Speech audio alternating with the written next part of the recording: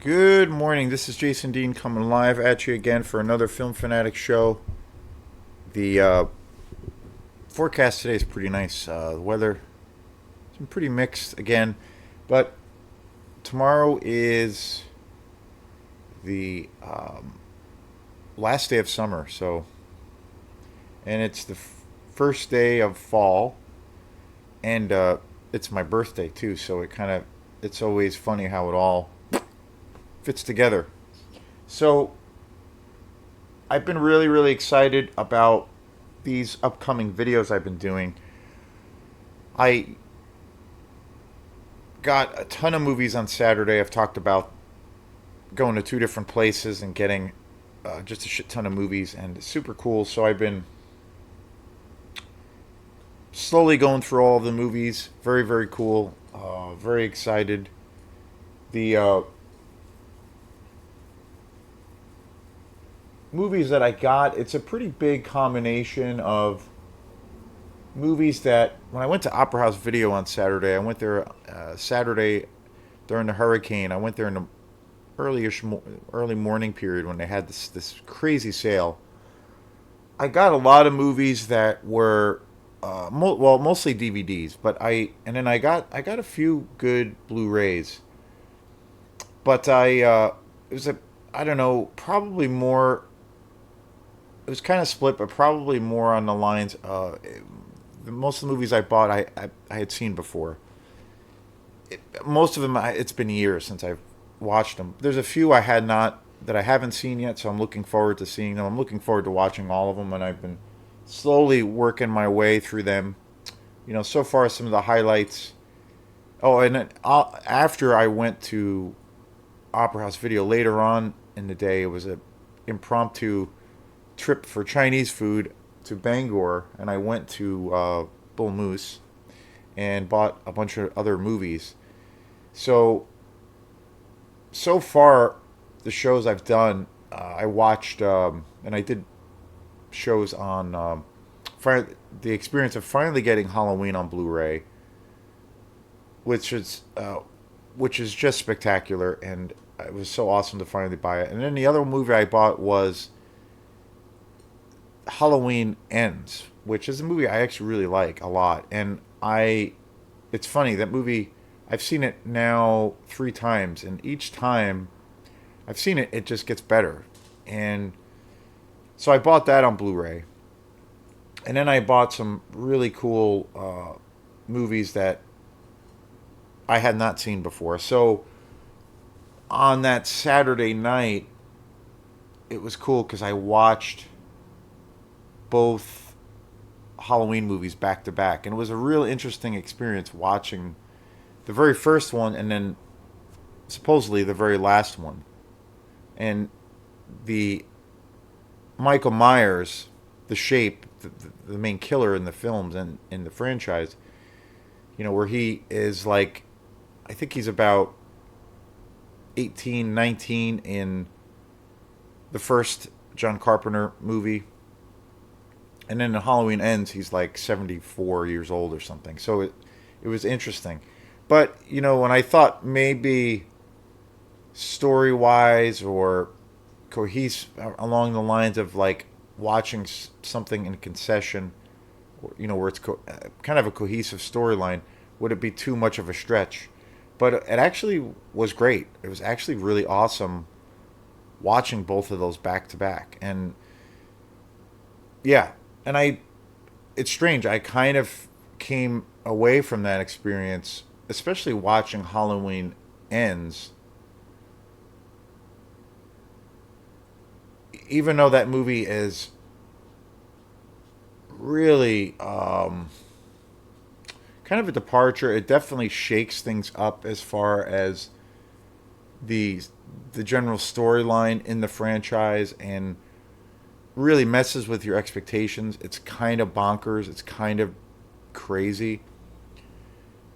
The thing that I got from it was at the core of the story in the movie, it really does have this kind of old school slasher vibe to it. More than I remember from when I first saw it. Of course, John Carpenter's classic is, one of the ultimate slasher experiences. So it was kind of interesting. That was one. It's kind of the, I don't know, probably the biggest thing I took away from it. It's, very interesting. And it's really wild how my taste around those films and the franchise in general has evolved. You know, Halloween 3 Season of the Witch is probably my second favorite in the entire Halloween franchise. It's, I love that movie so much. I almost feel it's almost tied for John Carpenter's movie. And I just love that movie because of how just crazy it is and just how different it is. I love the sci-fi element. I love that it isn't related at all to the other films. I love, as I love Michael Myers, and who doesn't, you know, one of the most iconic figures in horror and slash and in the slasher genre.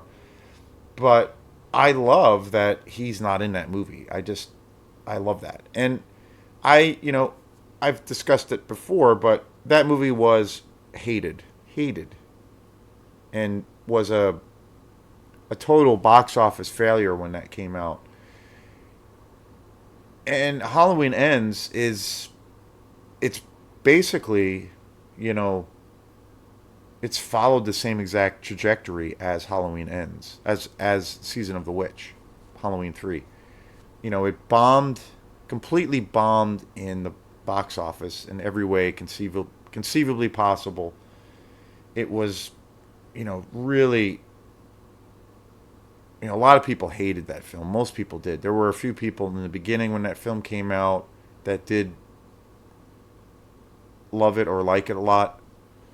But for the most part, across the boards, it was hated. And critics also really lambasted the film. But it's interesting that the two other parallels that I see is that it's so, as far as a film that's in this franchise, it's so unconventional, and it's kind of out to lunch in a lot of ways. Like, there's things in it that you're like, what the hell? And, obviously with Season of the Witch, there's all of those kinds of moments of where it completely messes with your expectation. So there's an interesting parallel.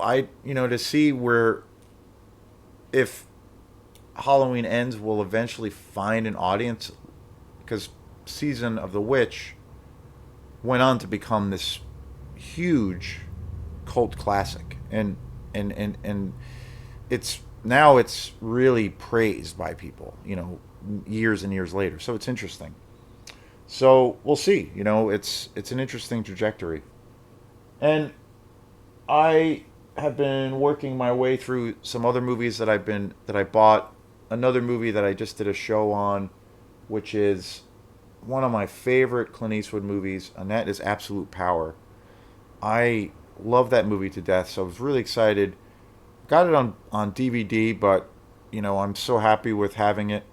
I got it really, really cheap for like $2. One of my favorite movies that Clint Eastwood has starred in, but definitely one of my favorite films that he directed. I don't know, I just love that movie. I love everything about it. So I did a show on that. So I'm kind of, getting nestled in with hunkering down and watching all of these movies I got. So very, very excited. I got probably, I don't know, maybe about 7 Blu-rays altogether. The rest are DVDs, but that's okay.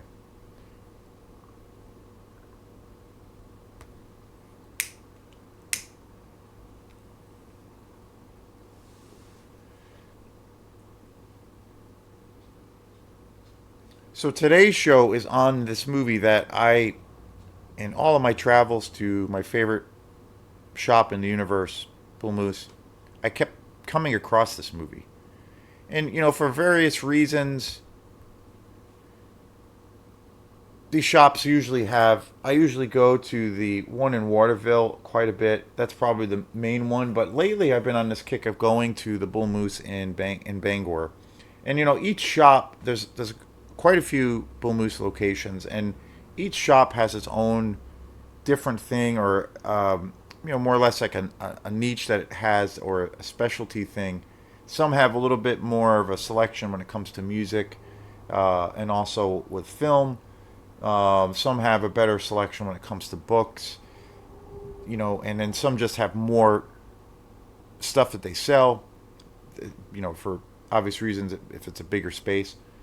But I've been going to the one in Bangor, and I don't know, I'm coming to really love that place because I feel like the selection there has gotten better.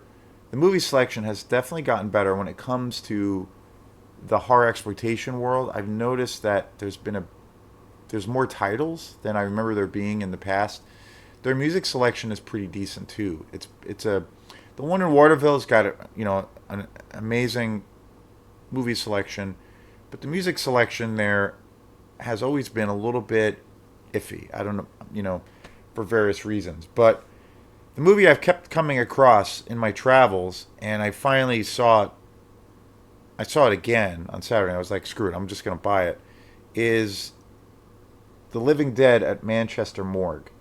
This is a awesome movie. This was the first time I bought this on Saturday, and I watched this last night, and it was my first time ever seeing this movie, and it's super badass.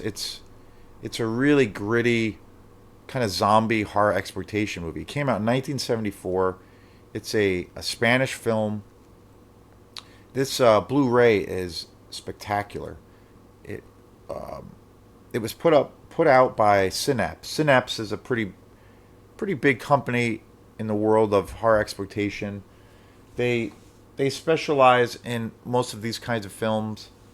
I have I don't have a lot of Synapse titles. I do have a handful of them. Most of the titles that I have are from the companies Blue Underground and my favorite label of all time, Mondo Macabro. They are just those labels especially are just amazing. Another company that's really really great too is Severn. I have quite a few Severn titles, but for the most part, Blue Underground and Mondo Macabro probably makes up most of the movies that I have in this kind of genre. And again, I never saw this. It was my first time watching this movie. It came out in 1974. My favorite decade for films across the board.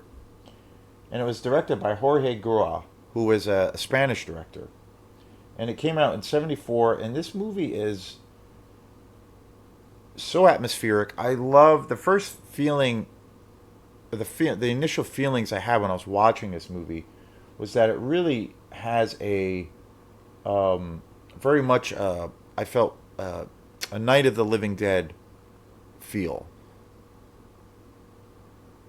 Directed, of course, by George Romero, and came out quite a few years before. And that movie, I feel, obviously, it is such an iconic movie, and just a massive trendsetter in the world of horror and especially zombie films. I love zombie films. I just bought pretty recently Lucio Fulci's Zombie. I love Dawn of the Dead. There's so many great movies in the genre. It's massive. I'm a huge fan of zombie films, and this film, like I said, it starts off with this whole kind of very much like a George Romero vibe, but it goes into very. I feel like this movie is really original too. It's definitely kind of an exploitation movie, but it goes off into different territory, and the setting is really interesting, where it takes place at this morgue, at this like cemetery. The cinematography is very beautiful actually. The gore. And the other thing that's interesting about this movie is it's a little bit of a slow burn, which I kind of like, and it has great atmosphere, really awesome atmosphere. The music is pretty spectacular, and when the kills happen, or when you see the practical effects, it doesn't have like a ton of gore in the movie, but when you do see it and you do experience it, it's super amazing, and it's super awesome and intense. The thing that I love about it is that it kind of has that thing that I talk about a lot that I really love, is that kind of the less is more factor of where, when you have something that is along the lines of where it's like maybe a subtle concept or idea of where you're, as say for music too, you're slowly being pulled in and you're getting this information, and then when you're hooked and you're caring and you're invested in that art, that director or producer or what have you, those creators can take you anywhere.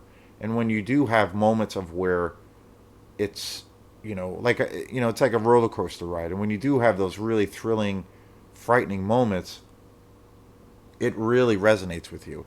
And I feel like as a zombie movie, this film really has it. The scenes where there are copious amounts of gore and the practical effects, it's brutal as all hell, and it's very satisfying. And I love that there's not, I love films that are, over the top and just, in your face, but I love that this film, takes its time to a degree, and then when you get to those experiences, it really has an impact, and it's great. It's, the practical effects are sick, and I was really, really, really impressed. Again, because this was my first time seeing this movie. The other really awesome fact about this movie that I found out, the special features on here are pretty amazing. There's hours. There's like 3 hours of special features, which I didn't realize when I bought this movie. It was really cheap. The transfer of this on Blu-ray is just amazing, but there's hours of special features and super cool. So one of the things I learned about this film, which I was really excited about, was the effects um, were created by Giannato De Rossi, who was the effects guy who went on to work with Lucio Fulci, who I just mentioned, on Zombie, which is arguably, if not the best, I feel probably the greatest zombie movie of all time. But he went on to do all of the effects in Zombie, which I did not know, and I thought that was pretty amazing. And his effects work you know is a thing of legend. It's just incredible. And so I was super excited by that little fact. And you can definitely see it because it's super gritty. Everything, you can't beat practical effects. I just recently watched a movie that's well, it came out in the late 90s or 2000ish period, and this film is cool, and I'm going to be doing a show on it, but this film is pretty cool, but it has a lot of, especially towards the end of the film, or the last act, it's got all of this. It's a horror film, but it has a lot of CGI in it, and the CGI is just awful. Like I kind of liked the movie. I was kind of into it, but when you start seeing all of this really bad CGI, I just like checked out, and it just was like, ugh, like I just wanted to see. I just wanted to see like practical effects. I wanted to see something that felt real and that was effects that relied on imagination. And it took me totally out of the movie, and I ended up not really liking the movie because of it. And the director, Jorge Grau, I had never heard of before. So the other thing that I love about discovering these amazing films and watching them for the first time, and then also adding them to my collection, my track record has been pretty awesome as far as buying a lot of these movies, a huge majority of these films, and I've never seen them before, and falling in love with them and just being really enamored with them. So it's been awesome, and just where these films have opened the doors and introduced me to checking out a ton of other films, especially if I love the film and, like if I discover, case in point, now I want to check out the rest of Jorge Grau's uh, collection of films. And I had never heard of him before. And really interesting guy. Like he was from Barcelona, based in Barcelona, Spain. He was a director, a screenwriter, and he was also a playwright and also a painter. He had a really eclectic background. And from what I've read about him, and again, I started watching a lot of these special features, and they're just fabulous. There's a really big interview with him in the in this one special feature documentary. He passed away in 2018, and he started off more in the kind of the Spanish art house world. And when the horror expectation world kind of took off in the 70s, he kind of jumped on it and started diving into, kind of transitioning more or less into becoming a horror director. Really interesting. Some of the films that he did in his career, which again I don't think I've seen any of these films, so I'm looking forward to eventually checking them out. Let Sleeping Corpses Lie, which came out in '74. The Legend of Blood Castle in '73, Blood and Passion in '75, and of course, all these movies are coming out in the late '60s, '70s, which is just awesome. Code of Hunting, Noche de Verona, 1963, Two-Set Street in '68. Pretty prolific guy, and I, again, my first time coming across him. Siesta, Panel de Muerto in '73, The Stab in 1990, which is wild. He made a movie in 1990. Very cool though, and so again, I'm very much so now when I go back to Bull Moose, I'm going to look for some of his films and do some research and probably buy a bunch of his films because again, this movie is super awesome. Again, at the end of the day, for me, it's always about, which I've talked about a lot, but for me, kind of the winning thing for me that usually determines if I like a movie or really love a movie is if I get lost in the atmosphere of the movie. If I feel like I'm going on a ride and the atmosphere is rich and it's like got this tangibility to it. To me, that's the biggest thing that I love about it. You know, everything else, like realistically, I, say for instance, like maybe the script isn't the best, or maybe the acting, and it's a big thing in a lot of exploitation world movies. The acting is not golden, and sometimes maybe the editing will be off, and it will be maybe so low budget that you can really see all the cracks. But I think in a lot of ways, when a film has that rich atmosphere, it it makes all of those mistakes kind of work in a weird way, where it adds to the charm, and it adds to the whole like kind of fun factor of the movie.